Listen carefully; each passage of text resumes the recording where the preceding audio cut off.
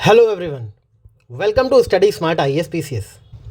In this lecture, we will be covering all the terms related to ancient and medieval history plus your art and culture, Buddhism, Jainism, Vedas जो भी है, administrative terms, medieval history के terms, सारे terms देखेंगे और कोशिश करेंगे कि ट्रिक्स के थ्रू उनको याद करें. ओके. इस लेक्चर के ख़त्म होते तक आपको ये टर्म्स अगर आपने एक बार पढ़े हैं या नहीं भी पढ़े हैं तो भी कुछ इस तरह से याद हो जाएंगे कि एग्ज़ाम हॉल में आपको वो अगर ऑप्शन में रहेंगे तो याद आ जाएंगे, अगर यहाँ से क्वेश्चन आएगा तो. और आएगा ही, क्योंकि इसके बियॉन्ड शायद ही पूछे वो, या तो ऐसा पूछेगा जो किसी को नहीं आएगा. इसमें से अगर आएगा इट मीन्स आप कर लोगे. ओके.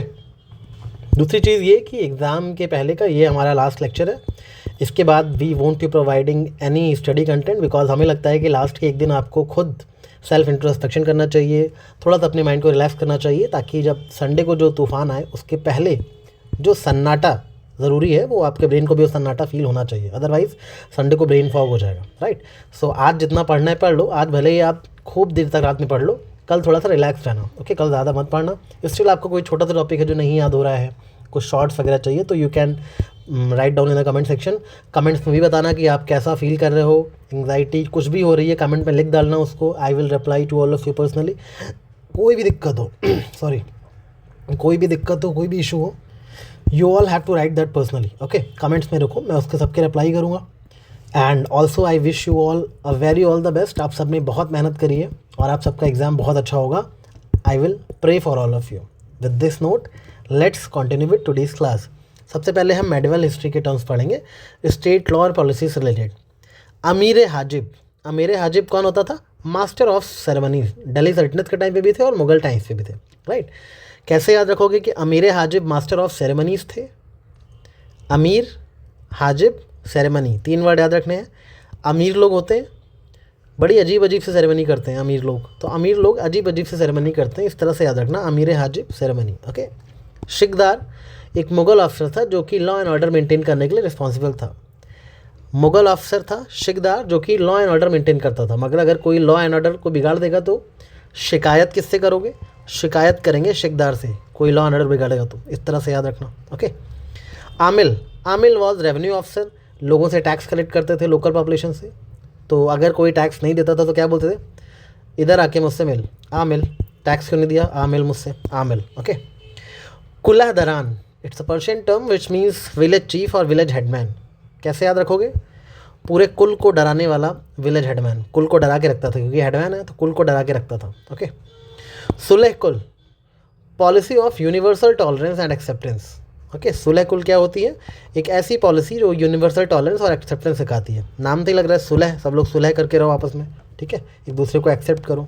तो ये टर्म्स याद हो गए आपको. आगे देखो. Dastak. Dastak was a permit system. एक अलाउड, जो कि जो भी चेक पॉइंट्स थे उन पे पैसेज अलाउ करता था. मतलब एक परमिट सिस्टम था. परमिट दिखाओगे, दस्तक दिखाओगे तो आपको एंट्री अलाउड होगी.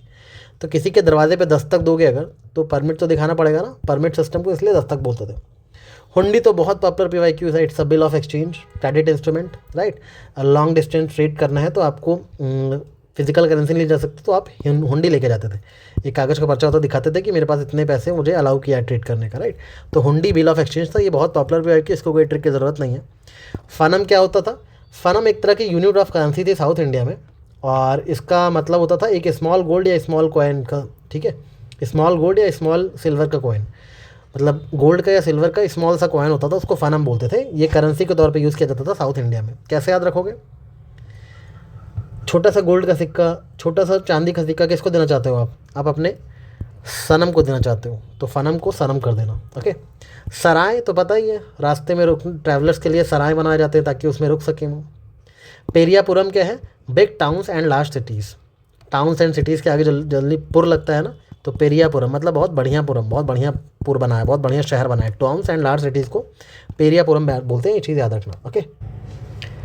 थोड़ा लैंड और रेवेन्यू सिस्टम से जुड़े हुए टर्म्स को देख लेते हैं. खलीसा क्या होता है? एक ऐसा लैंड जो कि डायरेक्टली एम्परर मैनेज करता है. इस लैंड पे कोई टैक्स नहीं लगता, ये स्टेट की पर्सनल प्रॉपर्टी होती है. कैसे याद रखोगे? खलीसा एक तरह का खाली लैंड है जो कि डायरेक्टली एम्परर मैनेज करते हैं. इस तरह याद रखना. मिरासीदार का मतलब हेरिडेटरी लैंड होल्डर या फिर नॉबल, जो कि मिलिट्री और स्टेट सर्विस के बदले इनको लैंड मिलता था बदले में, उसको मिरासीदार बोलते हैं. मिरासीदार थोड़ा ज़मींदार जैसा साउंड कर रहा है, तो वही चीज़ है लगभग. मिरासीदार ज़मींदार जैसा ही है. राइट. डिकू. डिकू एक लैंड रेवेन्यू असेसमेंट सिस्टम था। वैसे तो ट्राइबल लोग डिक्कू को आउटसाइडर भी बोलते हैं, बट यहाँ पे जो डिक्कू है वो लैंड रेवेन्यू असेसमेंट सिस्टम था। इसमें डिमांड को फिक्स किया जाता था based on the productivity and market rates. ठीक है, मार्केट में कैसे रेट्स हैं, कैसी सॉइल की प्रोडक्टिविटी है, उस बेसिस पे डिमांड, रेवेन्यू की डिमांड को फिक्स किया जाता था, राइट। अब यहाँ से आपको ये सब भी आइडिया लेने से स्टेटमेंट आता है यूपीएससी में कि सॉइल की प्रोडक्टिविटी को देखते हुए मार्केट रेट्स के आधार पे रेवेन्यू कलेक्ट करना पहले पोर्टुगीज़ ने स्टार्ट किया या फिर पहले ब्रिटिशर्स ने स्टार्ट किया। ऐसा नहीं है, हमारे मेडिवल टाइम्स में भी सॉइल की प्रोडक्टिविटी को देख के, मार्केट रेट्स को देख कर ही रेवेन्यू कलेक्ट किए जाते थे, डिमांड रेवेन्यू की रखी जाती थी। ऐसे ही थोड़ी डिमांड रख देंगे रेवेन्यू, ये सब अकबर के टाइम से ही, उसके पहले से भी चालू था, राइट। तो डिक्कू का मतलब है लैंड रेवेन्यू असेसमेंट सिस्टम। पहले लैंड रेवेन्यू अगर लगाना है, लैंड रेवेन्यू लेना है तो पहले ज़मीन का असेसमेंट करना पड़ेगा, ठीक है। तो डिक्कू को कैसे याद रखोगे, ज़रा देखूँ आपका लैंड कैसा है, उसके बाद रेवेन्यू मांगूंगा। पहले देखूंगा लैंड कैसा है, उसके बाद लैंड रेवेन्यू आपसे डिमांड करूँगा। पहले ज़रा देखूंगा, देखूँ यानी देखूँ, राइट। उपयम क्या है, ऐसा टैक्स जो कि स्टेट या लोकल अथॉरिटी से कलेक्ट किया जाता था मेडिवल साउथ इंडिया में। यानी कि जो लोग ऊपर बैठे हुए हैं, ऊपर सत्ता में ऊपर बैठे हुए लोगों से टैक्स कलेक्ट किया जाता था, उसको बोलते थे उपयम। ओके, ऊपर के लोगों से रुपयम कलेक्ट किए जाते थे, उपयम हो गया। ओके, दामिनी को ऐसा ऑफिसर जो कि माइंस एंड मिनरल्स की देखरेख करता था, गोल्ड सिल्वर कॉपर एक्सट्रैक्शन कैसे निकाला जा रहा है। तो माइंस का जिक्र हुआ है यहाँ पे भी, दामिनी में भी माइन है, दामिन माइन दिख रहा है ना। तो इस तरह से वर्ड कनेक्शन थ्रू आपको ऑप्शन देखते ही ये चीज़ें एग्जाम में याद आ जाएंगी। मिलिट्री एंड टेक्नोलॉजी की बात करें तो सबसे पहले दाग यानी कि हॉर्स की ब्रांडिंग होती थी, ठीक है। जो इंपीरियल आर्मी के हॉर्स होते थे उनकी ब्रांडिंग होती थी, उस पर दाग लगाया जाता था, इसलिए उसको दाग सिस्टम कहते हैं। मुंजनिक एक तरह का सीज इंजन था जिसको मेडिवल वॉरफेयर में यूज़ करते थे। इंजन मुंजन ऐसे 3-4 बार बोलोगे याद हो जाएगा। ओके, ज़ियारत तो पता ही है, श्राइन और टॉम जो कि कहीं पे किसी रिलीजियस फिगर्स की याद में बनवाया गया है। मतलब basically it's a place of devotion and pilgrimage. तो ज़ियारत करने जा रहे हैं बोलते हैं ना, तो मतलब प्रेयर करने जा रहे हैं। ओके, नकार खाना एक ड्रम हाउस जहाँ पे ड्रम्स वगैरह बजा जाते हैं। तो याद है ना, नगाड़ा बजा, तो वैसे ड्रम को नगाड़ा बोलते हैं, नगाड़ा नकार खाना, इस तरह याद रखना, नगाड़ा नकार खाना। ओके, पोडू शिफ्टिंग कल्टीवेशन को पोडू बोलते हैं, ये तो आपने ज्योग्राफी में पढ़ा होगा, राइट। ट्राइबल रीजन्स में शिफ्टिंग कल्टीवेशन को पोडू बोलते हैं, और भी बहुत से नाम हैं शिफ्टिंग कल्टीवेशन के, सारे नाम एक बार देख के जाना। ओके, गुप्ता एम्पायर में 2 चीज़ें होती थी, एक तो भुक्ति और एक विषय। भुक्ति मतलब बड़े प्रोविंसेस जिनके हेड होते थे उपारिकाज, और विषय होते थे डिस्ट्रिक्ट जिनके हेड होते थे विषयपति। तो भुक्ति, उपारिका, विषय, विषयपति, ये तो आपको याद रहेगा गुप्ता पीरियड का, राइट। गुप्ती was nothing but largest administrative unit, that is provinces. भुक्ति के गवर्नर कौन होते थे, ऊपर। ओके, मतलब प्रोविंसेस के ऊपर बैठे रहते थे गवर्नर, राइट। तो याद रखना इसको, भुक्ति को हेड करते थे उपारिकाज एंड विषय को लीड करते थे विषयपति। तो भुक्ति, ये चारों तो कवर हो गए। इसके बाद कुमारामत्या भी आपने बहुत सुना होगा, he was a royal officer in charge of princess education, training and welfare. Basic एक तरह के ब्यूरोक्रेट होते थे कुमारामत्या, इतना याद रखना, इतना ही काफ़ी है आपके लिए जाना, ठीक है। महातरास क्या होते थे, फ्यूडल लॉर्ड्स। ओके, बहुत ही इन्फ्लुएंशियल फैमिली के कोई ऐसे हेड जो कि कहीं ना कहीं लोकल एरिया में ग्रास रूट एडमिनिस्ट्रेशन में गुप्तास की बहुत हेल्प करते थे, उनको बोलते थे महातराज। ओके, कैसे याद रखोगे, भले ही ये फ्यूडल लॉर्ड है, ग्रास रूट एडमिनिस्ट्रेशन में हमारी हेल्प कर रहे हैं, मगर बहुत ही महत्वपूर्ण है। सो क्या हुआ, ये ग्रास रूट लेवल पे है बट बहुत ही महत्वपूर्ण है, इस चीज़ को याद रखना। महातराज, इनका महत्व तो था। संधि विग्रह का ऐसा ऑफिसर जो कि संधि करवाता था, जब लोग अलग अलग हो जाते तो संधि करवाने का काम होता था, नेगोशिएशन और मीडिएटिंग का काम होता था डिस्प्यूट्स में। ओके, महादंड नायक, he was the head of judicial system in mediating और सेंट्रल अथॉरिटी, राइट। बेसिकली ये जुडिशियल सिस्टम के हेड होते थे। महादंड नायक, दंड दे रहे हैं मतलब जुडिशियल सिस्टम से डील कर रहे हैं, राइट। और विष्टि फोर्स लेवर, बहुत फेमस है ये तो। अग्रहरा किसको बोलते हैं, ब्राह्मण्स को जो लैंड ग्रांट किया जाता था उसको अग्रहरा बोलते हैं। ओके, ब्राह्मण्स को बोला कि आपको क्या चाहिए, ब्राह्मण्स ने बोला अगर मुझे हरा लैंड मिल जाता तो मैं खुश हो जाता। तो अगर हरा लैंड मिल जाता तो agrahara land was granted to Brahmans, इस तरह से याद रखना। यवन जो है ग्रीक लोगों को बोलते थे, हेलेनिस्टिक पीपल को एंशिएंट इंडिया में, ये तो आपको पता होगा, ठीक है। ये जो ग्रीक लोग थे ना, इनको ब्लैक पेपर बहुत पसंद था, ब्लैक पेपर बहुत यूज़ करते थे, इसलिए ब्लैक पेपर को यवन प्रिय बोला जाता है, यवन प्रिय, क्योंकि ग्रीक लोगों को बहुत पसंद था और ग्रीक लोगों को यवन बोलते थे, राइट। अमात्यास बहुत ही हाई रैंकिंग ऑफिशियल्स होते थे, किंग को गवर्नर और डिसीजन मेकिंग में हेल्प करते थे। धम्म महात्मास मतलब जो धम्म को फॉलोवर करने वाले, धम्म को प्रोपगेट करने वाले महंत, राइट। तो प्रोपगेट करना था इनको बुद्धिज़्म को, इनको अशोकाज ने अपॉइंट किया था धम्म महात्मा को, राइट, याद रखना इसको। राजुकाज were appointed by Ashoka to enforce dharma policy and ensure welfare. Rajuka Ashoka के द्वारा अपॉइंट किए गए थे अपने धर्म को, पॉलिसी को इन्फोर्स कराने के लिए, राइट, और वेलफेयर को इंश्योर करने के लिए। एक होता था सेंट्रल एडमिनिस्ट्रेशन, एक होता था रूरल एडमिनिस्ट्रेशन। सेंट्रल और गांवों के बीच में जो प्रोविंसेस में बैलेंस ब्रिज क्रिएट करते थे वो होते थे रजुकाज, राइट। इनके पास जुडिशियल पावर भी होती थी, एडमिनिस्ट्रेटिव पावर भी होती थी, मतलब बहुत इंपॉर्टेंट थे ये भी रजुकाज भी, right, similar to modern day district magistrate. Sannidhata की बात करें, they were in charge of revenue collection, treasury management and financial transaction. कैसे याद रखोगे? सन्निधाता रेवेन्यू कलेक्ट करते थे, सन्नी थोड़ा थोड़ा सम जैसा साइन कर रहा है प्लस धन, सारे धन का सम जो है इनके पास ही आता था, सन्निधाता, इस तरह याद रखना, ओके। सारा धन का सम इनके पास आता था, Sannidhata, right. Panyadhyaksha, he was superintendent of trade and commerce. Trade and commerce कैसे होता था? पानी के थ्रू होता था, इसलिए इनका नाम पन्याध्यक्ष, पानी का ही अध्यक्ष बना दिया लोग। ये सिर्फ याद करने के लिए ट्रिक बता रहा हूँ, मुझे नहीं पता इसका मतलब क्या है, but actually superintendent of trade and commerce को पन्याध्यक्ष बोलते थे, राइट। मार्केट्स एंड रूट्स को रेगुलेट करते थे, बट याद करने के लिए क्योंकि ट्रेड एंड कॉमर्स पानी से थ्रू होता होगा तो पन्याध्यक्ष इनका नाम रख दिया गया, इस तरह से याद करना। रजुगाहाका, he was the royal messenger courier, ये मैसेंजर लेके, ये मैसेंजर थे, राइट, मतलब मैसेज पहुँचाते थे इनका, रजुगाहाका, ओके। अब कुछ जगह ये मेंशन है कि रजुगाहाका जो है वो रॉयल मैसेंजर हुआ करते थे, कुछ जगह ये भी मेंशन है कि रजुगाहाका जो है वो लैंड सर्वेयर हुआ करते थे, लैंड को सर्वे करते थे, राइट, लैंड को सर्वे करते थे, और कहीं ना कहीं एग्रीकल्चर फील्ड की रिस्पॉन्सिबिलिटी इनको दी जाती थी। तो दोनों में से जो भी ऑप्शन में रहे उसको सही कर देना। ज़्यादातर लोग यही मानते हैं कि लैंड सर्वेयर थे रजुगाहाका। तो इस तरह से आपको ये दोनों चीज़ें, इनका तो याद ही रहेगा, ट्रिक की ज़रूरत नहीं है क्योंकि दो चीज़ें होंगी, थोड़ा कॉन्ट्रोवर्शियल है, राइट। और गाहापति, ग्रह का पति, house holder, head of house hold, right. राजस्व योजना, किसी भी राजा का जब कॉन्सेक्रेशन सेरेमनी होता था, राजा को गद्दी बिठाया जाता था, उसको राजस्व योजना बोलते थे। वाजपेयी यज्ञ, रूलर अपना पावर और प्रेस्टीज बढ़ाने के लिए यज्ञ करते थे, वाजपेयी यज्ञ। अश्वमेध यज्ञ, ये रॉयल हॉर्स का सेक्रीफाइस होता था, इसमें किंग का घोड़ा जहाँ तक जाता था वो जगह किंग के अंतर्गत आ जाती थी, राइट। तो unchallenged roaming horse was sacrifice to signify supremacy, Ashvamedha yajna. तो राजस्व, वाजपेयी एंड अश्वमेध यज्ञ, ये तीनों का डिफरेंस पता होना चाहिए आपको। एक रॉयल कंसेक्रेशन सेरेमनी का है, एक प्रेस्टीज और स्ट्रेंथ का है, तीसरा जो है वो किंग की सॉवरेनिटी को सिंबलाइज करता है, कहाँ तक किंग की टेरिटरी है, अश्वमेध यज्ञ, ओके। थोड़ा टेम्पल आर्किटेक्चर की बात कर लेते हैं। पंचायतन स्टाइल क्या होता था? पंचायतन स्टाइल मतलब जो मेन टेम्पल है वो सेंटर में है, उसके अराउंड 4 छोटे छोटे टेम्पल और बनाए गए हैं, राइट। एक तो मेन श्राइन हो गया, उसके अराउंड 4 छोटे छोटे और बनाए गए, इसको पंचायतन स्टाइल बोलते हैं, राइट। समझ आ गया? संधारा क्या होता है? टेम्पल का जो गर्भगृह होता है, राइट, गर्भगृह के अराउंड जो है एक कंप्लीट क्लोज्ड वॉल बनाई जाती है, उसको संधारा बोलते हैं, राइट। और उसके अपोजिट क्या होता है? निरंधारा, ओके। तो डिवोटीज जो हैं, एक पैसेज बनाया जाता है, उसके थ्रू डिवोटीज जो हैं वहाँ तक पहुँच सकते हैं, ठीक है, गर्भगृह की जो इनक्लोज्ड वॉल है वहाँ तक, ओके। और दूसरी चीज़ निरंधारा में क्या होता है? निरंधारा में कोई इनक्लोज्ड पैसेज नहीं होता है, ठीक है, वॉल्स हो भी सकती हैं, नहीं भी हो सकती हैं, ठीक है। इस तरह से याद रखना है इसको, संधारा को। Walls are complete and intact continuous wall around sanctum. Nirandhara जो है इसका ठीक अपोजिट है, संधारा निरंधारा, याद रखना, ओके। शिला शिखर क्या होता है? एंटायर टेम्पल को एक सिंगल रॉक से कट करके बनाया जाता है, इसको बोलते हैं शिला शिखर, राइट। जब पूरा टेम्पल किसी शिला को काट के बनाया गया हो, rock cut style, okay, single rock से पूरा टेम्पल बनाया जाता है। गज पृष्ठ विमान, गज का मतलब क्या होता है? एलिफेंट, इस तरह से याद रखा करो तो चीज़ें याद आएंगी। पृष्ठ मतलब होता है बैक, पीछे, एलिफेंट के पीछे, राइट। सो टेम्पल का जो टावर है उसकी बहुत ही कर्व्ड बैक शेप, लाइक जैसे एलिफेंट का बैक होता है ना, उस तरह टेम्पल का टावर है, तो बोलते हैं गज पृष्ठ विमान। टेम्पल का जो टावर है वो ऐसा है, ठीक है, हाथी के पीठ के जैसा है, मतलब राउंडेड है बिल्कुल।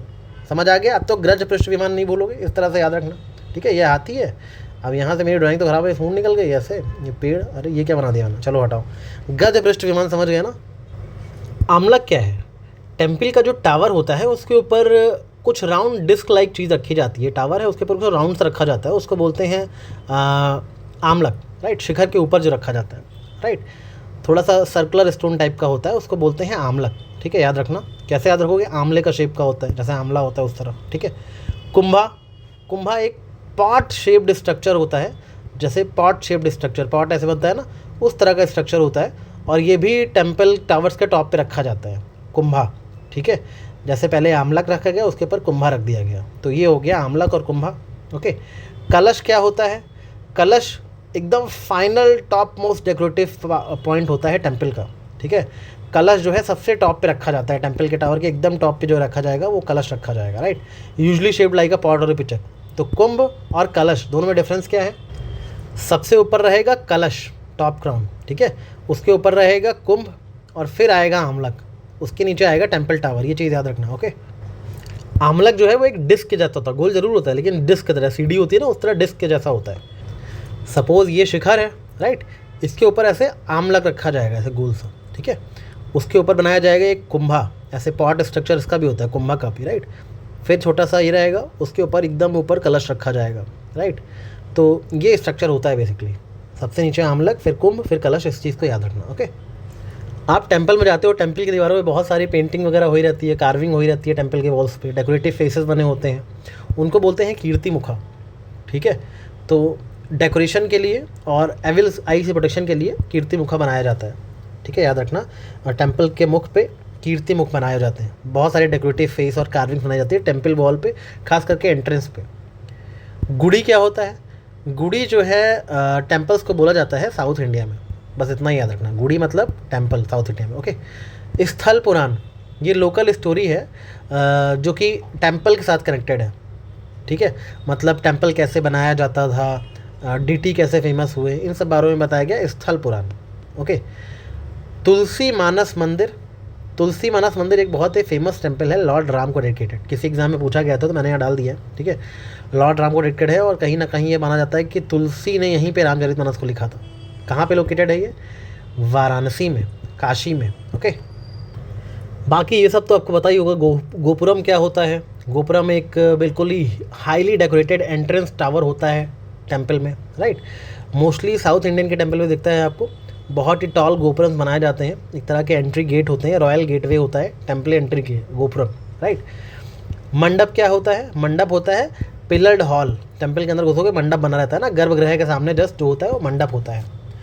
अर्ध मंडप क्या होता है? अर्ध मतलब जो मेन मंडप होता है, ठीक है, उसके पहले एक स्मॉलर और पार्शियल हॉल अर्ध मंडप बनाया जाता है, ठीक है। पहले एंट्रेंस से घुसे तो आप पहले पोर्च, एक छोटा सा पोर्च होता है, उसके बाद मेन हॉल आता है, तो पोर्च को जो है अर्ध मंडप बोलते हैं और अंदर घुसते हैं उसको मंडप बोलते हैं। What is Nandi Mandapam? जहाँ पे याद है ना कुछ मंदिर में गर्भगृह के सामने नंदी रखे होते हैं, उसमें लोग कान में लोग जाके विश मांग लेते हैं। शिवा टेंपल में नंदी मंडप भी होता है, अलग से बनाया जाता है, वहाँ पे लोग नंदी के कान में जाके कुछ विशेष मांग लेते हैं, उसको नंदी मंडप बोलते हैं। अंतराल क्या होता है? स्मॉल कनेक्टिंग पैसेज होता है, जैसे गर्भगृह है और यहाँ मंडप है, इसके बीच में एक पैसेज बनाया जाता है, उसको बोलते हैं अंतराल, ठीक है। तो एक तरह का ट्रांजिशन रूम बोल सकते हो इसको, वेस्टिब्यूल बोलते हैं। प्रदक्षिणा पथ, फेरी लेते हैं, सर्कुलेशन, राइट। प्रदक्षिणा पथ उसे बोलते हैं जिसके किनारे किनारे प्रदक्षिणा होता है, ओके। सर्कुलर पाथ होता है। गर्भगृह तो पता ही है, जिसमें मूर्ति रखी होती है भगवान की, इनर मोस्ट सैंक्टम, ठीक है, मेन डिटी इसी में रखे होते हैं। विमान क्या होता है? गर्भगृह के जस्ट ऊपर जो टावर होता है उसको विमान कहते हैं, राइट। शिखर क्या होता है? सेम उसी को शिखर बोलते हैं नॉर्थ इंडिया में, साउथ इंडिया में विमान बोलते हैं। जो गर्भगृह के ऊपर टावर बना है साउथ इंडिया में शिखर विमान बोलेंगे, नॉर्थ इंडिया में उसको शिखर बोलेंगे, ओके। थोड़ा सा वैदिक टाइम के टर्म्स को देख लेते हैं, ऋग वैदिक टर्म्स को। रीत क्या होता है? रीत मतलब नेचुरल लॉ, लॉ मतलब ये होता है ना, यही रीत चली आई है तब से, तो रीत मतलब लॉ। सूक्त तो पता ही है, सूक्त मतलब हिम्न, जो लिखे हुए हैं श्लोक वगैरह, ठीक है, डीटी के तारीफ में उसको सूक्त बोलते हैं। मंडल क्या होता है? मंडल एक बुक ऑफ चैप्टर है ऋग्वेद में, ऋग्वेद में जो बुक्स में जो चैप्टर्स होते हैं उनको मंडल बोलते हैं। ब्राह्मण क्या होते हैं? ब्राह्मण रिचुअलिस्टिक टीचिंग को एक्सप्लेन करते हैं, क्या टीचिंग्स है ऋग्वेद में उसको एक्सप्लेन करने के लिए ब्राह्मण बनाए गए हैं। ऐसे टेक्स्ट जो होते हैं जो टीचिंग्स को एक्सप्लेन करते हैं उनको ब्राह्मण बोला जाता है। तो यूजुअली कैसे याद रखोगे? ब्राह्मण से तो हमें टीचिंग्स एक्सप्लेन करते हैं, जो हमारे घर में आते हैं पूजा करवाने वही एक्सप्लेन करते हैं, राइट। तो वैसे ही ये टेक्स्ट भी वही ऐसा ही है कि रिचुअलिस्टिक टीचिंग को एक्सप्लेन करने वाला उसको ब्राह्मण बोलते हैं। मितानी जो है फ्रेंडशिप और रेसिप्रोसिटी के कॉन्सेप्ट को दर्शाता है, तो मितानी मीत वर्ड आ रहा है, मीत मतलब फ्रेंड, राइट। सामवेद के, ये तो ऋग्वैदिक टर्म्स हो गए, ये सब ऋग्वेद में मेंशन है, ठीक है, सूक्त मंडल। सामवेद के कुछ टर्म्स देख लो, जैसे कि समा क्या होता है? मेलोडी या म्यूजिकल चैंट, जो कि रिचुअल्स में यूज़ होता है, मतलब समा बांध दिया गाना गा के, म्यूजिकल समा बांध दिया, इस तरह से याद रखना। प्रस्ताव एंड उपसंहार, जब कोई भी चैंटिंग शुरू होती है उसके शुरुआत में प्रस्ताव रखा जाता है कि चैंटिंग शुरू करने वाले हैं, उसके बाद जब चैंटिंग खत्म हो जाती है तो बोलते हैं उपसंहार। तो इसको PCU करके याद रखना। CPU करते हो ना, तो CPU को PCU कर लेना। P मतलब प्रस्ताव, C मतलब फिर चैंटिंग शुरू हुई प्रस्ताव के बाद, और लास्ट में U यानी कि उपसंहार। ओके, तो इस तरह से चैंटिंग फिनिश होती है। PCU याद रखना, चैंटिंग के पहले प्रस्ताव, चैंटिंग के बाद उपसंहार, तो आपको याद रहेगा। गण मतलब group of singers who chant the Samaveda melodies, जो सामवेद की मेलोडीज गाते हैं उनको गणा बोलते हैं। सामवेद की मेलोडीज जो चैंट करते हैं उनको उद्गात बोलते हैं। जो सिंगर होते हैं जो गाना गाते हैं उनको उद्गात बोलते हैं। अगर प्रीस्ट वही सामवेद के हिम्स अगर प्रीस्ट गाएंगे तो उनको उद्गातर बोलेंगे। जो सामवेद के हिम्स को रिसाइट करेंगे उनको उद्गातर बोलते हैं। उद्गाता उद्गातर में डिफरेंस याद रखना। Udgata is a singer, Udgatar is a priest. Okay, अब यजुर्वेद के कुछ टर्म्स देख लो। होत्र, होत्र कौन होते हैं? होत्र वो होते हैं जो यजुर्वेद के हिम्स को रिसाइट करते हैं, प्रीस्ट। ठीक है, यजुर होत्र, यजुर को रिसाइट करने वाले होत्र, यजुर को रिसाइट करने वाले होत्र, ऐसे करके याद रखना। ओके, दोनों में लास्ट में आर आ रहा है ना, यजुर और होत्र, इस तरह करके याद रखना। यजुर्वेद के हिम्स गाने वाले होत्र हो गए, राइट। ये चीज़ें याद रखना। और दूसरी चीज़ अधवर्यु क्या होता है? अधवर्यु ऐसा प्रीस्ट है जो कि रिचुअल्स को प्रैक्टिकली परफॉर्म करते हैं, राइट। जैसे फायर अल्टर को अरेंज करना, ठीक है, सैक्रिफाइसेस ऑफर करना, रिचुअल एक्टिविटीज़ को मैनेज करना, ये सब अधवर्यु का काम होता है, राइट। कैसे याद रखोगे? अगर अधवर्यु ना रहे तो सारा काम आधा अधूरा रह जाए, क्योंकि सारे काम वही कर रहे हैं, मैनेज कर रहे हैं। अधवर्यु ना रहे तो सारे रिचुअल काम आधे अधूरे रह जाएँ, क्योंकि सारे काम वही मैनेज कर रहे हैं। ओके, इस तरह से याद रखना। ब्राह्मण का जिक्र हुआ है यजुर्वेद में भी, वही प्रीस्ट जो कि टेक्स्ट को एक्सप्लेन करते हैं। इनका जिक्र ऋग्वेद में भी हुआ है, यजुर्वेद में भी हुआ है। श्रोता क्या होता है? श्रोता ऐसे रिचुअल्स होते हैं जो कि परफॉर्म किए जाते हैं अकॉर्डिंग टू वैदिक रूल्स। मतलब श्रोता का मतलब होता है रिचुअल्स, लार्ज पब्लिक सैक्रिफाइसेस, ठीक है, वेदास के बेसिस से, मतलब बेसिकली ट्रेडिशनल सेरेमनीज को श्रोता बोलते हैं। ओके, देखो रिचुअल्स में भी आर और टी आ रहा है, राइट। श्रोता में भी आर और टी आ रहा है, थोड़ा थोड़ा मिल रहा है वर्ड, आर टी यहाँ भी आ रहा है। तो श्रोता रिचुअल है, इस तरह एक बार ध्यान से पढ़ लो तो याद रहेगा। सिर्फ आप अगर सुपरफिशियल रीडिंग की जगह तो उसे ध्यान से पढ़ लोगे ना तब भी याद रहती है। एक बार थोड़ा फोकस कर लिया ना कि यहाँ भी टी है, यहाँ भी आर है, यहाँ भी टी और आर है, तो श्रोता रिचुअल्स था, इस तरह याद रखना। ओके, अथर्ववेद के टर्म्स की बात करें तो सबसे पहला टर्म है अथर्वन। अथर्वन मतलब ऐसा प्रीस्ट जो अथर्ववेद रिसाइट करता था, राइट, या फिर जो सेक्रेड रिचुअल से जुड़ा हुआ हो, ठीक है, उसको अथर्वन बोलते थे। याद रखना, कोई भी वाइज सेज जो अथर्ववेद जिसका मेंशन है उसको अथर्वन बोलते थे। अंगिरासा क्या है? अंगिरासा कोई फेमस सेज, राइट, जो कि किसी फैमिली के प्रीस्ट की फैमिली से बिलोंग करता है, प्रीस्ट के लीनियज से बिलोंग करता है, उसको बोलते हैं अंगिरासा। ओके, उसका फैमिली ट्रेडिशन ही प्रीस्ट वाला है, राइट, उसको अंगिरासा बोलते हैं। कोई बहुत ही फेमस प्रीस्ट है अगर तो। वशिष्ठ क्या होता था? Vashishtha was one of the great वैदिक सेजेस, ठीक है, मतलब बहुत ही ग्रेट वैदिक सेज होते थे। और इनमें जो है इनका भी यही था, प्रीस्टली लीनियज होता था, राइट। आपको पता होगा तो Vashishtha is one of the सप्तऋषिज, ठीक है, सप्तऋषि में भी वशिष्ठ का नाम आता है। और ये फेमस है royal priest of Ikshvaku. Ikshvaku Kings के रॉयल प्रीस्ट हुआ करते थे वशिष्ठ। इनके बारे में ये सब बातें भी पता होनी चाहिए। शिमा, शिमा का मतलब क्या होता है? Welfare, security, right. और ये क्षेमा जो है एक जनरल वैदिक टर्म है, ठीक है, अथर्ववेद के अलावा ऋग्वेद वगैरह में भी यूज़ हुआ है, तो क्षेमा याद रखना। मंत्र तो बताइए आपको, सेक्रेट चैंटिंग, ठीक है, साउंड्स होते हैं मंत्र। पुराण क्या होते हैं? पुराण तो आपको बताइए, ancient Hindu stories, legend, myth, traditions, ठीक है, गॉड्स की स्टोरीज, यूनिवर्स का क्रिएशन कैसा हुआ, ये सब चीज़ें पुराणों में लिखी हुई हैं, ठीक है। और बहुत सारी मतलब कहानियाँ, किस्से कहानियाँ पुराणों में लिखी हैं। टोटल कितने पुराण हैं? 18 पुराण है टोटल, ये बातें याद रखना। ओके, रिलीजियस माइथोलॉजिकल टेस्ट होते थे पुराण बेसिकली। उपनिषद क्या होते हैं? उपनिषद में वेदास की फिलॉसफी बताई गई है। वेदास में जो बातें कही गई उसके पीछे क्या फिलॉसफी छुपी हुई है वो चीज़ उपनिषद में मेंशन है। जैसे रियलिटी का एक्चुअली नेचर क्या है, ठीक है, सोल क्या होता है, ब्राह्मण क्या है, आत्मन क्या है, ये सब चीज़ें उपनिषद में बताई गई हैं। वेदांत क्या होता है? वेदांत जो है बेसिकली वेदा के अंत में मेंशन होता है, ठीक है, तो उपनिषद की टीचिंग पे ही बेस्ड है वेदांत, ये चीज़ याद रखना, राइट। और दूसरी चीज़, वेदांत जो है वो उपनिषद, भगवद गीता, ब्रह्मसूत्र, इन सभी चीज़ों की टीचिंग पे बेस्ड होता है, राइट। आत्मन क्या होता है? आत्मन का मतलब इंडिविजुअल सोल। आध्यात्म क्या होता है? आध्यात्म मतलब स्पिरिचुअल नॉलेज।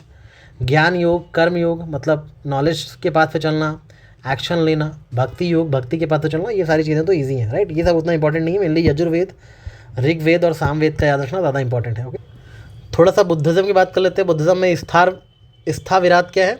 ओल्डेस्ट स्कूल है, ठीक है।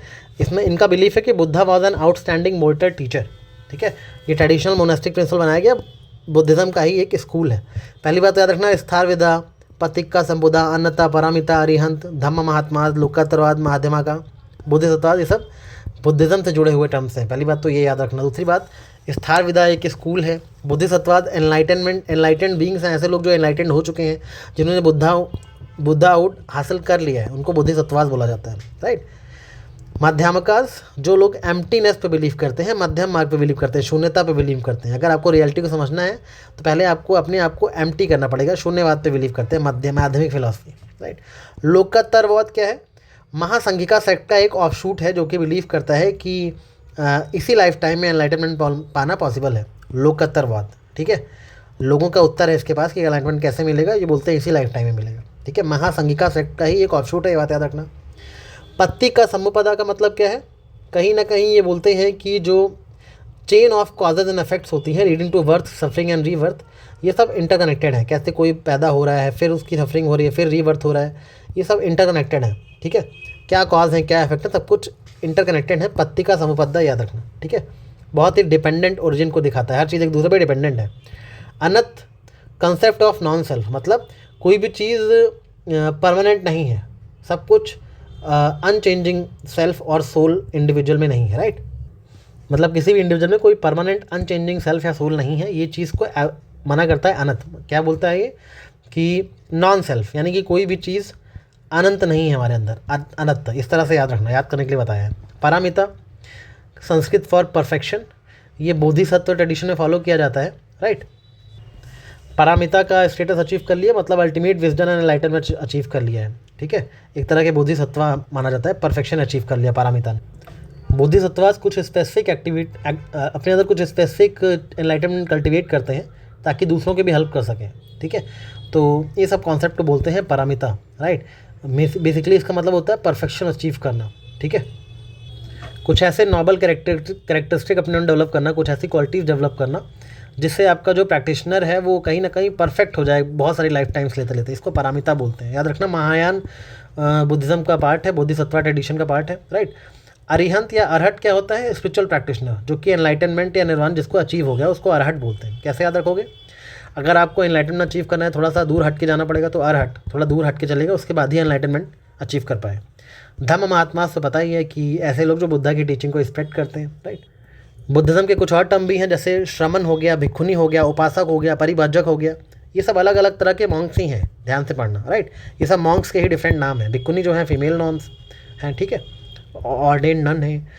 पति मोखा क्या है? कुछ रूल्स हैं जो मॉन्क्स के लिए बनाए गए हैं, वो पति मोखा हैं। और पुसादा क्या है? पुसादा एक डे है जिस दिन रिलीजियस ऑब्जर्वेंस किया जाता है, डे ऑफ रिलीजियस ऑब्जर्वेंस को बोलते हैं पुसादा या उपसोदा, राइट। इस दिन कम्युनिटी गैदर करती है, मेडिटेशन करते हैं साथ में, इसको बोलते हैं पुसादा और पतिमोखा। तो पोसाधा और पतिमोखा याद करना, Posadha Patimokkha is a rule and Posadha is a day. Shramana, Bhikshuni, right, और आपके उपासक, परिभजका, ये सब एक तरह के बुद्धिस्ट मॉन्क्स के ही डिफरेंट टर्म्स हैं, ओके। त्रिपिताका क्या है? आपको पता है, पाली लैंग्वेज में लिखे गए हमारे स्क्रिप्चर्स हैं बुद्धिज़्म के, ओके। विनय पिताका, सुत पिताका, विधम पिताका। विनय पिताका रूल्स को बताता है, सुत पिताका टीचिंग्स को बताता है, और विधम पिताका जो है वो फिलॉसफी को बताता है बुद्धिज़्म की, ओके। स्कंध का क्या है? विनय पिताका के कुछ स्पेसिफिक चैप्टर्स है जिसमें मोनेस्टिक रेगुलेशंस के बारे में लिखा गया है। जैसे पतिमोक्ष भी रूल्स है ना, वैसे स्कंद भी मोनेस्टिक रेगुलेशंस के बारे में बताते हैं, कहीं ना कहीं वो विनय पिताका में मेंशन है। जाटक, बुद्धा के प्रीवियस लाइफ की कहानियाँ। विहार और चैत्य में क्या डिफरेंस होता है? विहार होती हैं रेसिडेंस के लिए, मेडिटेशन के लिए। चैत्य जो है बेसिकली प्रेयर हॉल होते हैं, राइट। और चैत्य जो यूजुअली चैत्य में स्तूप वगैरह होते ही हैं, क्योंकि वहीं बैठ के लोग पूजा मेडिटेशन वगैरह करते हैं, याद रखना इस चीज़ को, ठीक है। विहारात में लोग रहते हैं, चैत्य जो है वो प्रेयर हॉल्स होते हैं, इतनी चीज़ें याद रखना। कहीं पे स्तूप बना है तो उसके किनारे प्रेयर हॉल बने होते हैं, उसको चैत्य बोलते हैं। विहाराज वो होते हैं जहाँ पे मॉन्क्स रहते हैं, ओके, बुद्धिस्ट मॉन्क्स। लास्टली हम जैन के भी कुछ टर्म्स देख लेते हैं, स्यादवाद और अनेकांतवाद। अनेकांतवाद कहता है हर सच के बहुत सारे ट्रूथ हैं, मैंने साइड एक कुछ भी एक सत्य नहीं होता है, हर सत्य के अनेक सत्य होते हैं, इसलिए इसको अनेकांतवाद बोलते हैं। यही अनेकांतवाद का कॉन्सिक्वेंस है जो स्यादवाद की फिलॉसफी है, ये भी यही बोलती है कि सत्य आधा आधा होता है, ट्रुथ को डिफरेंट तरीके से एक्सप्रेस किया जाता है, राइट। पहली बार स्यादवाद भद्रबाहु की राइटिंग में देखने को मिलता है। तो स्यादवाद और अनेकांतवाद तो दोनों एक दूसरे जुड़े हुए हैं, याद रखना, ओके। न्यायवाद क्या है? जो कि लॉजिक की बात करता है, ठीक है, लॉजिकल रीजनिंग की बात करता है। स्पिरिचुअल नॉलेज क्यों अटेन करनी है? ताकि नॉलेज रीजनिंग आपके अंदर लॉजिकल रीजनिंग होगी तभी अटेन कर पाओगे। द्रव्य, सब्सटेंस की बात करें, नाम से पता लग रहा है द्रव्य कोई सब्सटेंस है, ऐसा सब्सटेंस जिससे यूनिवर्स बना हुआ है, जीव अजीव सब कुछ मिला करके, ठीक है। निगोड़ा, बहुत ही छोटे छोटे माइक्रोस्कोपिक बींग्स जिसको जर्नलिज्म में हार्म नहीं करना चाहते ये लोग, उनको बोलते हैं निगोड़ा। छोटे छोटे जानवरों को निगोड़ा बोलते हैं, बींग्स और ऑर्गेनिज्म को। Smallest least evolve forms of life को जैन कॉस्मोलॉजी में निगोड़ा बोलते हैं, याद रखना। अंतर कर्म क्या बोलते हैं? ऑब्स्ट्रक्टिव कर्म, ऐसे कर्म जो कि सोल की प्रोग्रेस को रोकते हैं, सफरिंग कॉज करते हैं, उनको अंतर कर्म बोलते हैं, राइट। ऐसे कर्म नहीं करने चाहिए जर्नलिज्म के अकॉर्डिंग। तीर्थंकर तो पता ही है, ऐसे स्पिरिचुअल जैन टीचर्स जिनको लिबरेशन अटेन हो गया वो तीर्थंकरा कहलाए। जिना, कॉन्करर, 24 स्पिरिचुअल टीचर्स जो जैनिज्म में हो उनको जिना बोलते हैं, इंक्लूडिंग महावीरा। अंतर्य कर्म मैंने बता दिया, सल्ले खाना एक ऐसी प्रैक्टिस जिसमें लोग फास्ट करते हैं until death. Paryushana most important annual function है जैनिज्म का, ये मैंने आपको क्रैक सीरीज में बताया था, राइट। पर्यूषणा फेस्टिवल ऑफ फॉरगिवनेस, लोग दूसरों को फॉरगिव करते हैं। Gunasthana 14 stages of spiritual development, अपने अंदर स्पिरिचुअलिटी के गुण डेवलप करने हैं, 14 स्टेजेस होती हैं, ठीक है। Progress of soul towards moksha based on purity and knowledge, Gunasthana अपने अंदर 14 स्टेजेस में स्पिरिचुअल गुण डेवलप करिए, तब जाके आपको मोक्ष मिलेगा। इतने सारे टर्म्स अगर आप एग्जाम में देख के चले गए तो आप काफ़ी कॉन्फिडेंट फील करोगे, पहली बात तो। दूसरी बात, चीज़ें आपको ऑप्शन देख के याद भी आ जाएंगे अगर ऑप्शन रहेगा तो। मेरी तरफ से स्टडी स्मार्ट ISPCS टीम की तरफ से आप सभी को आपके फिल्म्स के लिए बहुत बहुत ऑल द बेस्ट। अगर आपकी कुछ डिमांड हो, कुछ छोटे से शॉर्ट्स वगैरह चाहिए, कोई चीज़ नहीं याद हो रही, let me in the comment section. Also let me know how you are feeling, अच्छा फील कर रहे हो एग्जाम को लेके कि नहीं, राइट। कोई एंग्जाइटी इशूज़ तो नहीं है, कुछ भी हो you can share it with us. Share करने से अक्सर मन हल्का हो जाता है, right. We all are reading your comments and we will reply to you individually. Take care, keep revising and all the best for exam. Thank you.